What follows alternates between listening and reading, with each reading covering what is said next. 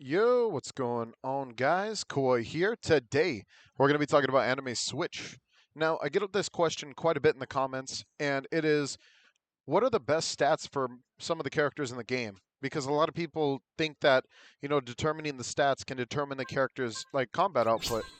And, I could probably make this work a lot better if we talked more along the lines of what makes a character better trait wise because stats accumulate with traits, and some characters have better stats than others. But I will get into what stats do and how some stats benefit you more than other stats.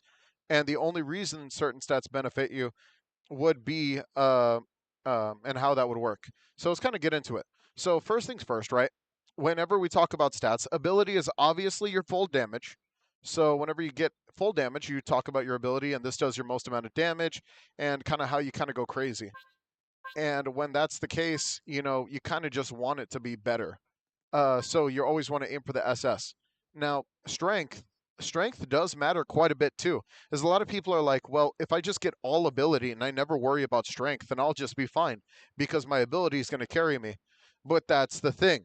So strength actually helps determine exactly how much your mode bar you can actually collect based off your M1s. So you can get your mode bar incredibly fast just with M1s alone. And you should really pay attention to that factor, or else you're never going to be able to actually max out a character at all, or at least play more efficiently with your mode for most of the characters in the game. So if we're going to talk about that instance, then usage and focus, those two stats, they do matter quite a bit as well. But the usage is more along the lines of how much stamina you have, and focus is more along the lines of how much mode bar do you have. And the higher the mode bar, the higher the stats, the better. Some stats we have better for each ones. I still don't have better for my Itadori yet, but that's okay.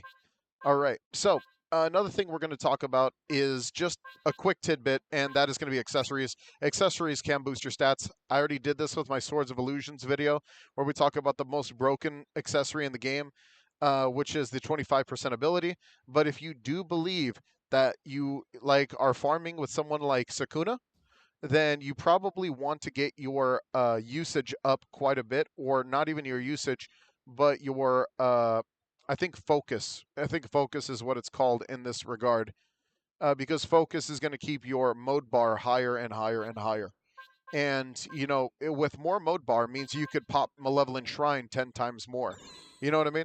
I mean, my focus is at SS, and I'm comfortable with that. Next, I just have to roll the ability, and I never have to worry about it again. Can I get some video good luck real quick?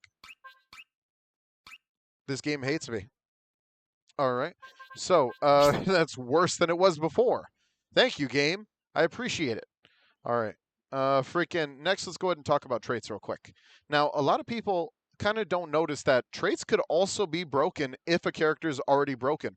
So, for instance, focus could be the greatest stats you could ever put on a farming character like Sakuna, because of the fact that for early game to have 50% extra focus without having Midas or anything like that is just pretty big. So imagine like extra 300. We're talking about 300 focus.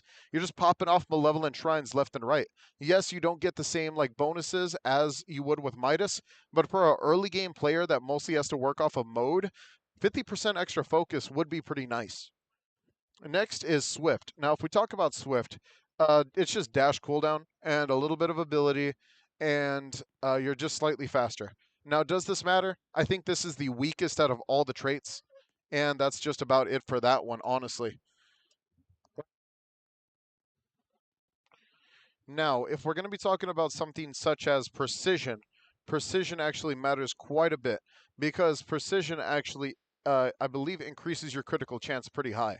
And if you do get precision 4, which increases your critical hit chance by 25%, this could be rather massive to your benefit over anybody else's, due to the fact that you're going to be hitting crits, which do boost your damage by quite a bit. Almost a very solid damage booster. The strength is pretty irrelevant, though. Let me be totally honest. An extra like 2 strength is nothing. Now, Midas. This is where we start getting interesting numbers here. Midas increases the drop chance and EXP gain. Now, this is something you do put on your farm unit. I have it on Sakuna. Sakuna's got some ridiculous focus as well because of that, with the 40% chance focus and the 4 plus strength. This is the perfect farm unit build. If you are using a unit that has massive AoE and you know you're going to be abusing their mode quite a bit, then Midas is definitely the way to go. Now, Godspeed. Godspeed is probably one of the weaker versions, but more aggressive version of Midas. The reason I say that is because this is something you're going to be using if you're going to be using an ability spammer, such as Luffy, maybe even Toji, Bakame, Aizen, uh, Sanji, characters that don't have massive AoE, but could super benefit from spamming moves and also get that 30% ability and 25% bonus on usage, which means you're also going to be spamming not just your moves, but also your skills in general. I have that on Ichigo. I don't think I'm going to switch it anytime soon because it's a very, very useful trait to have on this character.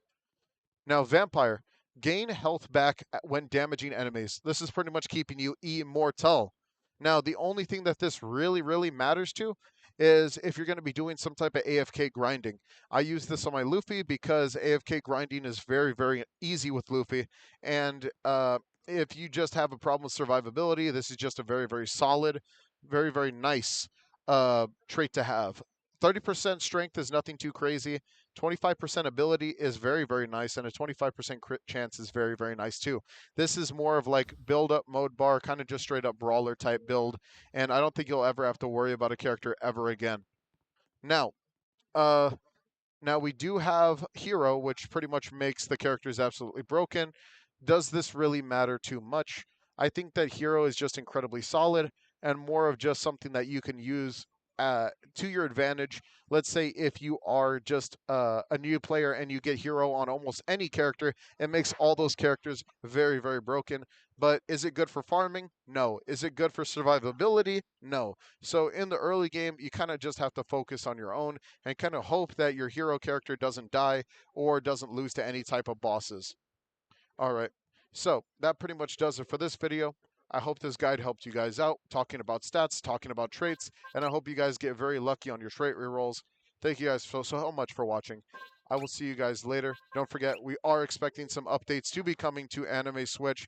Keep your ears out for that. I will be covering those updates. We'll give them a chance, guys. We got to give these people a chance so we can at least be able to play our game.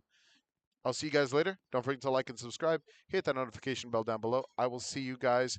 Oh, yeah. And don't forget, we also have the Discord down below so you guys can stay notified in all future events. If you guys have any questions, anything like that, just DM me on Discord. I am super willing to just help you guys out.